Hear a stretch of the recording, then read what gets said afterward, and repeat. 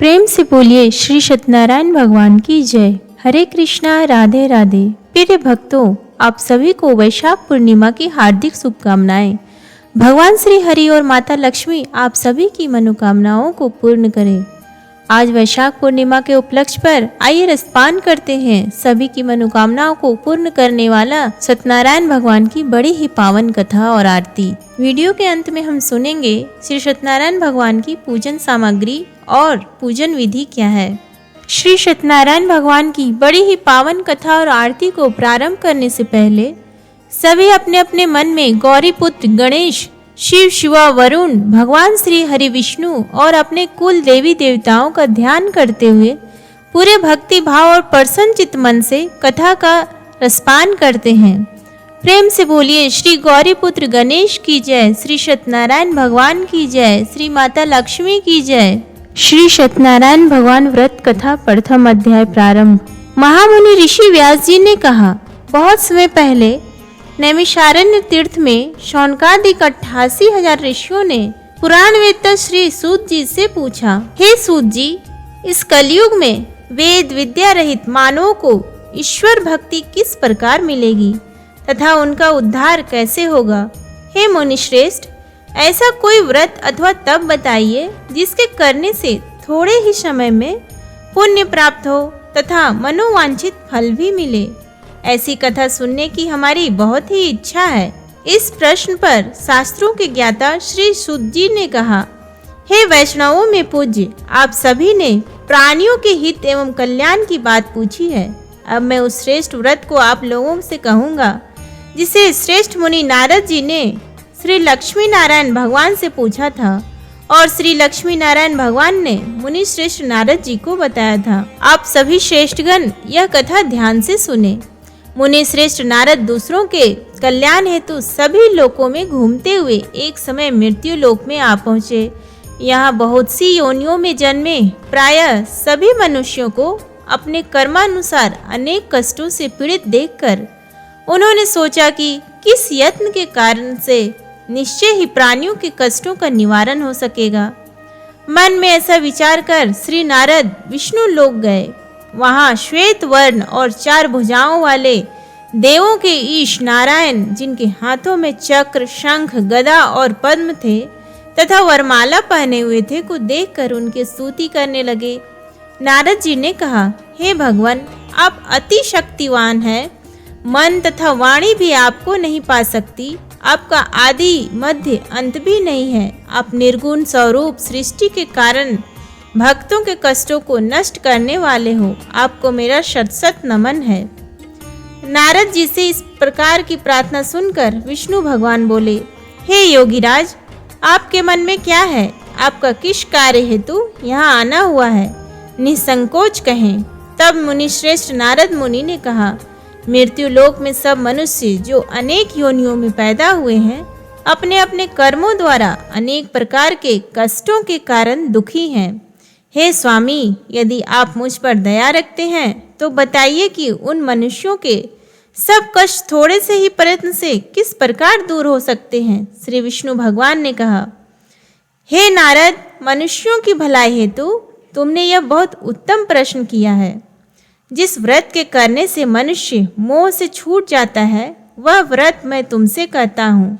सुनो, अति पुण्य दान करने वाला स्वर्ग तथा मृत्यु लोक दोनों में दुर्लभ एक अति उत्तम व्रत है जो आज मैं तुमसे कहता हूँ। श्री सत्यनारायण भगवान का यह व्रत विधि विधान पूर्वक संपन्न करने पर मनुष्य इस धरती पर सभी प्रकार से गए सुख भोग कर मरणोपरांत मोक्ष को प्राप्त करता है। भगवान के ऐसे वचन सुनकर नारद मुनि बोले, हे भगवान, उस व्रत का विधान क्या है, फल क्या है? इससे पहले किसने यह व्रत किया है और किस दिन यह व्रत करना चाहिए? कृपया कर मुझे विस्तार से समझाएं। श्री विष्णु भगवान ने कहा, हे नारद, दुख, शोक एवं सभी प्रकार की व्याधियों को दूर करने वाला यह व्रत सब स्थानों पर विजय दिलाने वाला है। श्रद्धा और भक्ति के साथ किसी भी दिन मनुष्य संध्या के समय श्री सत्यनारायण भगवान की ब्राह्मणों और बंधुओं के साथ पूजा करें।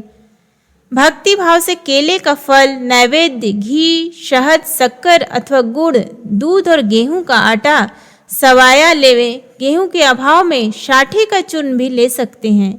इन सभी को भक्ति भाव से भगवान श्री सत्यनारायण को अर्पण करें। बंधु बांधवों सहित ब्राह्मणों को भोजन कराएं। इसके पश्चात ही स्वयं भोजन करें। रात्रि में श्री सत्यनारायण भगवान के गीत आदि का आयोजन कर श्री सत्यनारायण भगवान का स्मरण करता हुआ समय व्यतीत करें। इस तरह जो मनुष्य व्रत करेंगे उनकी सभी मनोकामनाएं अवश्य ही पूर्ण होंगी। विशेष रूप से कलयुग में मृत्यु लोक में यही एक ऐसा उपाय है जिससे अल्प समय और कम धन में महान पुण्य की प्राप्ति हो सकती है। इति श्री सत्यनारायण व्रत कथा प्रथम अध्याय संपूर्ण। बोलो सत्यनारायण भगवान की जय। श्री सत्यनारायण भगवान द्वितीय अध्याय प्रारंभ। महान संत सूत जी ने कहा, हे ऋषियों, जिन्होंने प्राचीन काल में इस व्रत को किया है उनका इतिहास मैं आप सबसे कहता हूँ। आप सब ध्यान से सुने। अति सुंदर काशीपुरी नगरी में एक अति निर्धन ब्राह्मण वास करता था। वह भूख और प्यास से बेचैन होकर हर समय दुखी रहता था। ब्राह्मणों से प्रेम करने वाले श्री विष्णु भगवान ने उसको दुखी देखकर एक दिन बूढ़े ब्राह्मण का वेश धारण कर निर्धन ब्राह्मण के पास जाकर बड़े आदर से पूछा, हे ब्राह्मण, तुम हर समय ही दुखी होकर पृथ्वी पर क्यों घूमते हो? हे श्रेष्ठ ब्राह्मण, अपनी व्यथा मुझसे कहो, मैं सुनना चाहता हूँ। कष्टों से घिरे उस ब्राह्मण ने कहा, मैं निर्धन ब्राह्मण हूँ, भिक्षा के लिए पृथ्वी पर मारा मारा फिरता हूँ। हे भगवान, यदि आप इससे मुक्ति पाने का कोई उपाय जानते तो कृपा कर मुझे बताएं। वृद्ध ब्राह्मण का रूप धारण किए हुए श्री विष्णु भगवान तब बोले, हे ब्राह्मण, श्री सत्यनारायण भगवान मनोवांछित फल देने वाले हैं, इसलिए तुम उनका विधि पूर्वक पूजन करो, जिसके करने से मनुष्य सभी दुखों से मुक्त हो जाता है। दरिद्र ब्राह्मण को व्रत का संपूर्ण विधान बतलाकर बूढ़े ब्राह्मण का रूप धरे श्री सत्यनारायण भगवान अंतर ध्यान हो गए। वृद्ध ब्राह्मण ने जिस व्रत को बतलाया है मैं उसको विधि विधान से करूँगा, ऐसा सुनिश्चय कर वह दरिद्र ब्राह्मण घर चला गया। परंतु उस रात उस ब्राह्मण को नींद नहीं आई। अगले दिन वह जल्दी उठा और श्री सत्यनारायण भगवान का व्रत करने का निश्चय कर भिक्षा मांगने के लिए चल दिया। उस दिन उसको भिक्षा में अधिक धन मिला, जिससे उसने पूजा का सारा सामान खरीदा और घर आकर अपने बंधु बांधवों के साथ विधि पूर्वक भगवान श्री सत्यनारायण का व्रत किया। इसके करने से वह गरीब ब्राह्मण सब कष्टों से छूटकर अति धनवान हो गया। उस समय से वह ब्राह्मण हर मास व्रत करने लगा।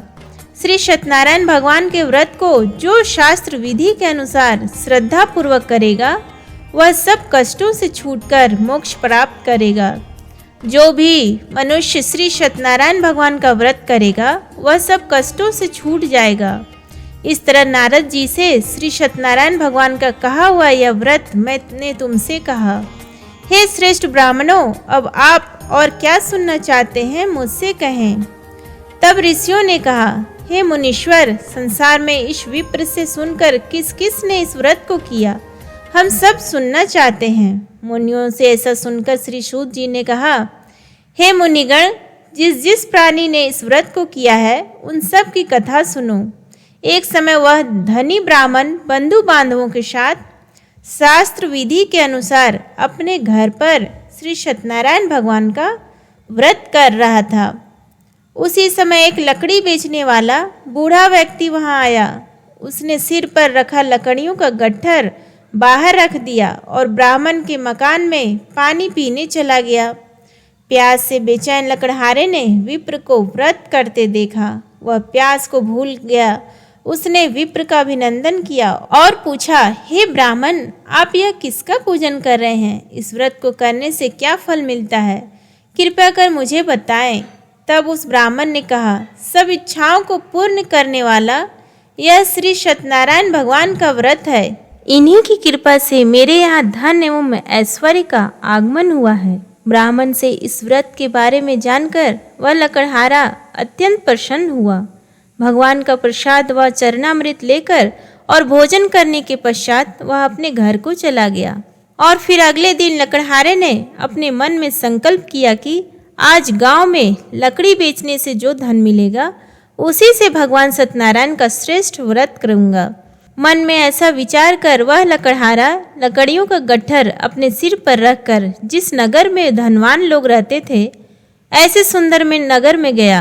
उन लकड़ियों का दाम पहले दिनों से चौगुना मिला। तब वह बूढ़ा लकड़हारा बहुत प्रसन्न होकर पके केले, शहद, शक्कर, घी, दही, दुग्ध और गेहूं का चूर्ण इत्यादि श्री सत्यनारायण भगवान के व्रत की सभी सामग्री लेकर अपने घर आया। फिर उसने अपने सभी बंधु बांधवों को बुलाकर विधि विधान के अनुसार भगवान का पूजन एवं व्रत किया। उस व्रत के प्रभाव से वह बूढ़ा लकड़हारा धन धान्य से युक्त हुआ और संसार के समस्त सुख भोग कर वैकुंठ को चला गया। इति श्री सत्यनारायण व्रत कथा द्वितीय अध्याय संपूर्ण। बोलो सत्यनारायण भगवान की जय, माता लक्ष्मी की जय, श्री गणेश की जय। श्री सत्यनारायण भगवान तृतीय अध्याय प्रारंभ। श्री सुखदेव जी बोले, हे श्रेष्ठ मुनियों, अब मैं आगे की एक कथा कहता हूँ। प्राचीन काल में उल्कामुख नाम का एक महान ज्ञानी राजा था। वह जितेंद्रिय और सत्य वक्ता था। प्रतिदिन मंदिरों में जाता तथा गरीबों को धन देकर उनके दुखों को दूर करता था। उसकी पत्नी कमल के समान सुंदर मुख वाली और सती साध्वी थी। एक दिन भद्रशिला नदी के तट पर वे दोनों विधि विधान सहित श्री सत्यनारायण भगवान का व्रत कर रहे थे। उस समय वहां साधु नामक एक वैश्य आया। उसके पास व्यापार के लिए बहुत सा धन था। वह वैश्य नाव को नदी किनारे पर ठहराकर राजा के पास आया। राजा को व्रत करते हुए देखकर उसने विनम्रता पूर्वक पूछा, हे राजन, यह आप क्या कर रहे हैं? मेरी सुनने की इच्छा है, कृपया आप यह मुझे भी समझाइए।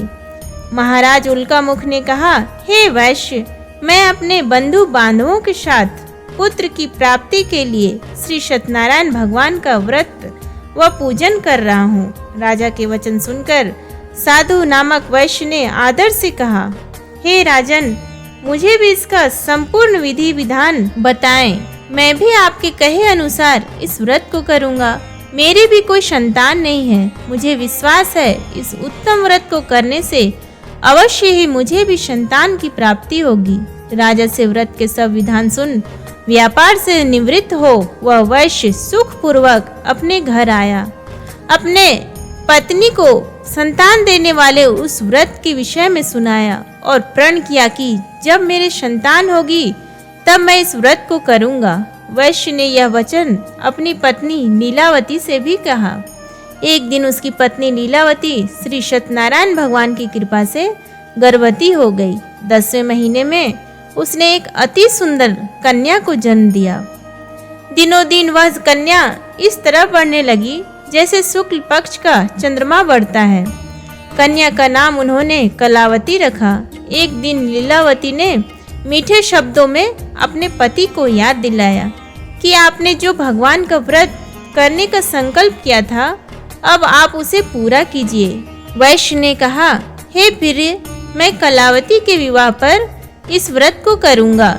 इस प्रकार अपनी पत्नी को आश्वासन दे वह व्यापार करने विदेश चला गया। कलावती पितृगृह में वृद्धि को प्राप्त हो गई।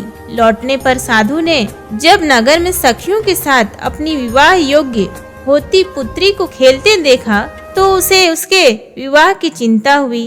तब उसने एक दूत को बुलाकर कहा कि उसकी पुत्री के लिए कोई सुयोग्य वर देखकर लाए। दूत साधु नामक उस वैश्य की आज्ञा पाकर कंचन नगर पहुंचा और देखभाल कर वैश्य की कन्या के लिए एक सुयोग्य वणिक पुत्र ले आया। उस सुयोग्य लड़के के साथ साधु नामक वैश्य ने अपने बंधु बांधवों सहित प्रसन्नचित होकर अपनी पुत्री का विवाह कर दिया। दुर्भाग्य से वह विवाह के समय श्री सत्यनारायण भगवान का व्रत करना भूल गया। इस पर श्री सत्य भगवान अत्यंत क्रोधित हो गए। उन्होंने वैश्य को श्राप दिया कि तुम्हें दारुण दुख प्राप्त होगा। और फिर अपने कार्य में कुशल व वैश्य अपने दामाद सहित नावों का बेड़ा लेकर व्यापार करने के लिए सागर के समीप स्थित रत्नसारपुर नगर में गया। रत्नसारपुर पर चंद्रकेतु नामक राजा राज करता था। दोनों ससुर जमाई चंद्रकेतु राजा के उस नगर में व्यापार करने लगे। एक दिन भगवान श्री सत्यनारायण की माया से प्रेरित एक चोर राजा चंद्रकेतु का धन चुराकर भाग रहा था। राजा के दूतों को अपने पीछे तेजी से आते देखकर चोर ने घबराकर राजा के धन को उस वैश्य की नाव में चुपचाप छुपा दिया, जहां वे ससुर जमाई ठहरे हुए थे, और भाग गया। जब राजदूतों ने उस वैश्य के पास राजा के धन को रखा देखा तो उन्होंने उन ससुर दामाद को ही चोर समझा। वे उन ससुर दामाद दोनों को बांधकर ले गए और राजा के समीप जाकर बोले, आपका धन चुराने वाले ये दो चोर हम पकड़ कर लाए हैं, देखकर आज्ञा दें। तब राजा ने बिना उस वैश्य की बात सुने उन्हें कारागार में डालने की आज्ञा दे दी। इस प्रकार राजा की आज्ञा से उनको कारावास में डाल दिया गया तथा उनका सारा धन भी छीन लिया गया। श्री सत्यनारायण भगवान के श्राप के कारण उस वैश्य की पत्नी लीलावती व पुत्री कलावती भी घर पर बहुत दुखी हुई। उनका सारा धन चोर चुरा कर ले गए।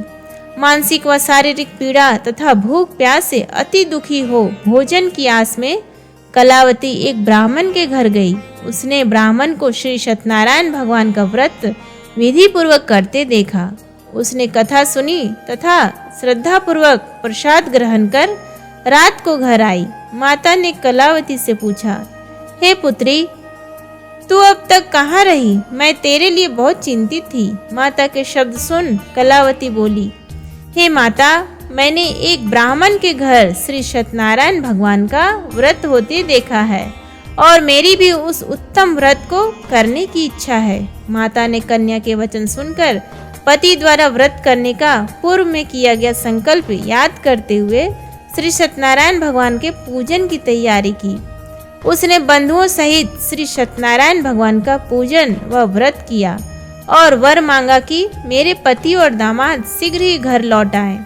साथ ही विनती की कि हे प्रभु, अगर हमसे कोई भूल हुई हो तो हम सबका अपराध क्षमा करो। श्री सत्यनारायण भगवान इस व्रत से प्रसन्न हो गए। उन्होंने राजा चंद्रकेतु को स्वप्न में दर्शन देकर कहा, हे राजन, जिन दो वैश्यों को तुमने बंदी बना रखा है वे निर्दोष हैं, उन्हें प्रातः ही छोड़ दो। उनका सब धन जो तुमने अधिग्रहित किया है लौटा दो, अन्यथा मैं तुम्हारा राज्य, धन, पुत्रादि सब नष्ट कर दूंगा। राजा से ऐसे वचन कहकर भगवान अंतर ध्यान हो गए और फिर प्रातःकाल राजा चंद्रकेतु ने दरबार में सबको अपना स्वप्न सुनाया और सैनिकों को आज्ञा दी कि दोनों वैश्यों को कैद से मुक्त कर दरबार में ले आए। दोनों ने आते ही राजा को प्रणाम किया। राजा ने कोमल वचनों में कहा, हे महानुभावों, तुम्हें अज्ञातवश ऐसा कठिन दुख प्राप्त हुआ है, अब तुम्हें कोई भय नहीं है, तुम मुक्त हो। ऐसा कहकर राजा ने उनको नए नए वस्त्र आभूषण पहनाए तथा उनका जितना धन लिया था उसे दुगुना लौटाकर आदर से विदा किया। दोनों वैश्य अपने घर को चल दिए। इति श्री सत्यनारायण व्रत कथा 3 अध्याय संपूर्ण। बोलो श्री सत्यनारायण भगवान की जय।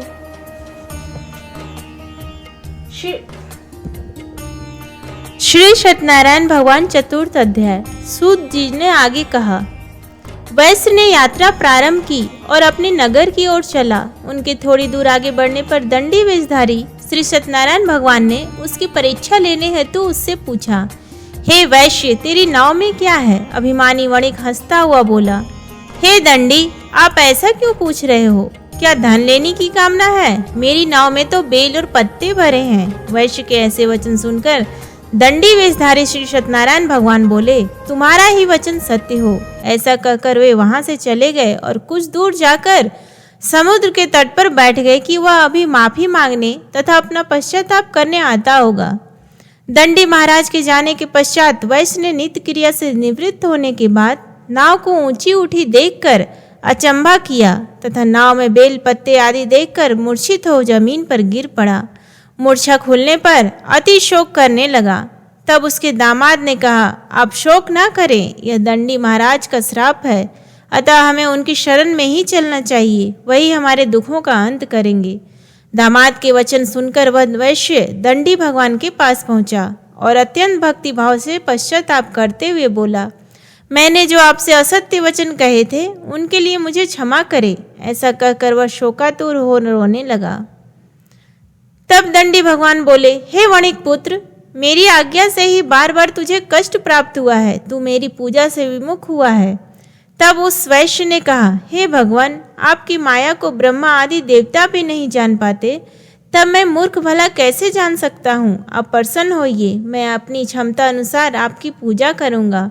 मेरी रक्षा कीजिए और मेरी नौका को पहले के समान धन से परिपूर्ण कर दीजिए। उसके भक्ति से परिपूर्ण वचन सुनकर श्री सत्यनारायण भगवान प्रसन्न हो गए और उसकी इच्छा अनुसार वर देकर अंतर ध्यान हो गए। तब ससुर व दामाद दोनों ने नाव पर आकर देखा कि नाव धन से पुनः परिपूर्ण है। फिर वह विधि विधान से भगवान श्री सत्यनारायण का पूजन कर साथियों सहित अपने नगर को चला गया। जब वह अपने नगर के निकट पहुंचा, तब उसने एक दूत को अपने घर भेजा। दूत ने साधु नामक वैश्य के घर जाकर उसकी पत्नी को नमस्कार किया और कहा, आपके पति अपने जामाता सहित इस नगर के समीप आ गए हैं। लीलावती और उसकी कन्या कलावती उस समय भगवान की पूजा कर रही थी। दूत का वचन सुनकर साधु की पत्नी ने बड़े हर्ष के साथ श्री सत्यनारायण भगवान का पूजन पूर्ण किया और अपनी पुत्री से कहा, मैं अपने पति के दर्शन को जाती हूँ, तू पूजन पूर्ण कर शीघ्र आ जाना। परंतु कलावती पूजन एवं प्रसाद छोड़कर अपने पति के दर्शन के लिए चली गई। पूजन एवं प्रसाद की अवज्ञा के कारण भगवान श्री सत्यनारायण ने रुष्ट हो गए। उसके पति को नाव सहित पानी में अदृश्य कर दिया। कलावती अपने पति को ना पाकर रोती हुई जमीन पर गिर पड़ी।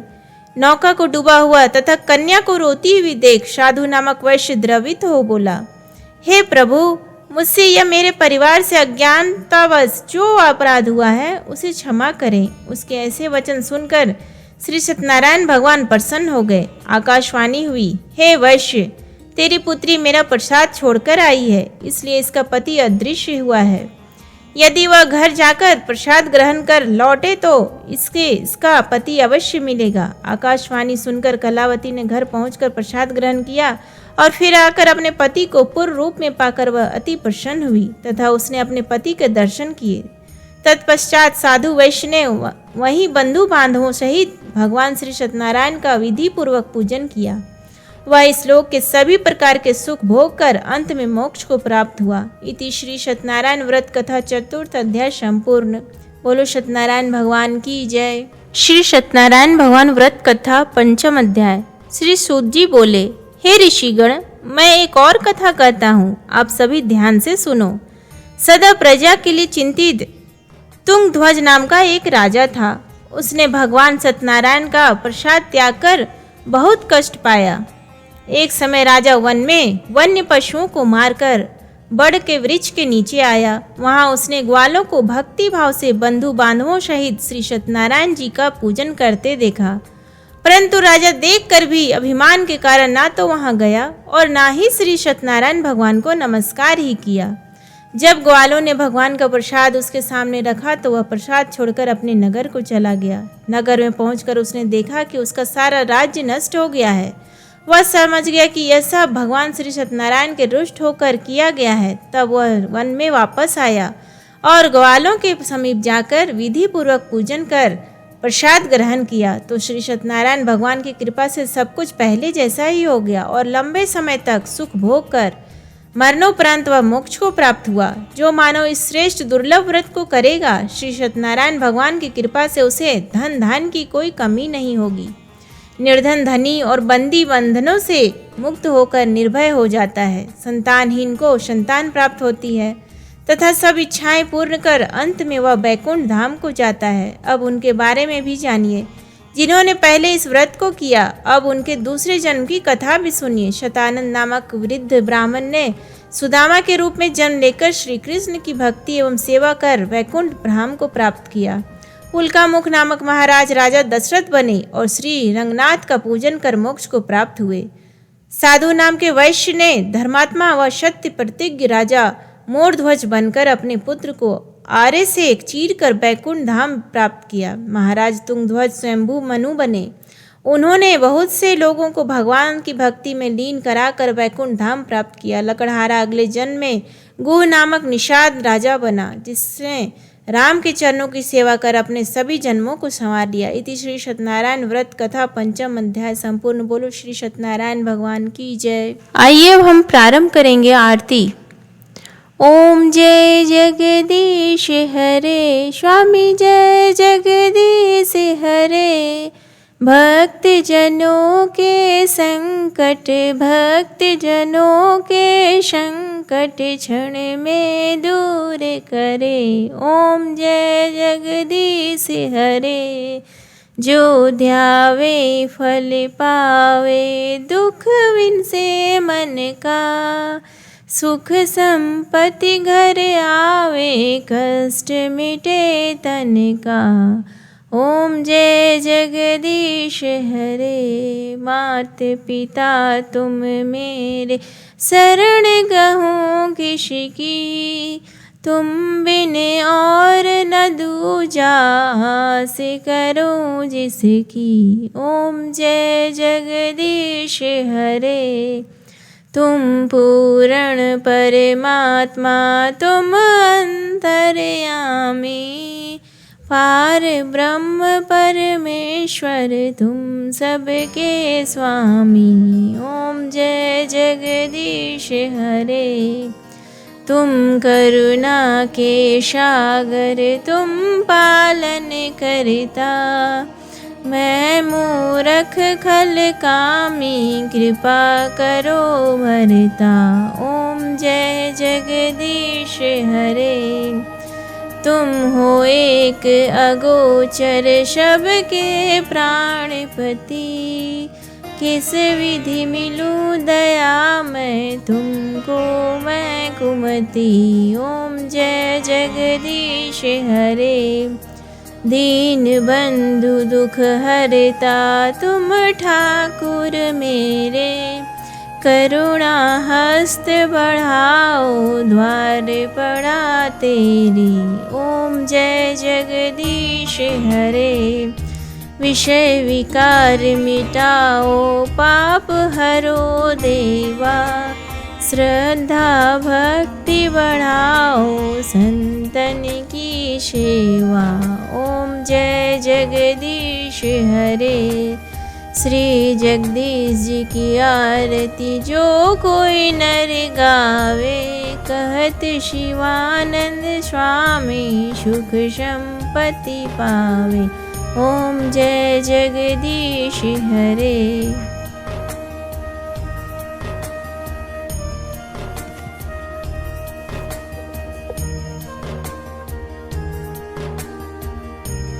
श्री सत्यनारायण भगवान पूजन सामग्री। केले के खम्भे, कलश, पंच पल्लव, चावल, पंचरत्न, कपूर, पुष्पों की माला, धूप, श्रीफल, ऋतुफल, नैवेद्य, अंग वस्त्र, आम के पत्ते, यज्ञोपवीत वस्त्र, गुलाब के फूल, दीप, तुलसी दल, पान, पंचामृत, बंधनवार, चौकी, केसर।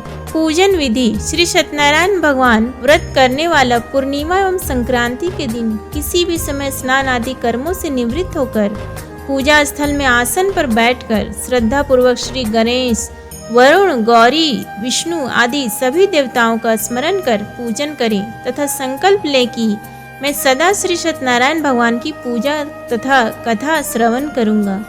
फूल हाथ में लेकर श्री सत्यनारायण भगवान का ध्यान करें। यज्ञोपवीत धूप, पुष्प, नैवेद्य आदि अर्पित कर प्रार्थना करें। हे भगवान, मैंने श्रद्धा पूर्वक फल, जल आदि समस्त सामग्री आपको अर्पण की है, आप इसे स्वीकार कीजिए। मेरा आपको बार बार प्रणाम है। इसके पश्चात श्री सत्यनारायण भगवान जी भगवान की कथा पढ़ें या सुनें। बोलो श्री सत्यनारायण भगवान की जय। उम्मीद करती हूँ आपको ये वीडियो पसंद आया हो तो प्लीज़ वीडियो को लाइक करें, शेयर करें और चैनल को सब्सक्राइब करना ना भूलें। धन्यवाद।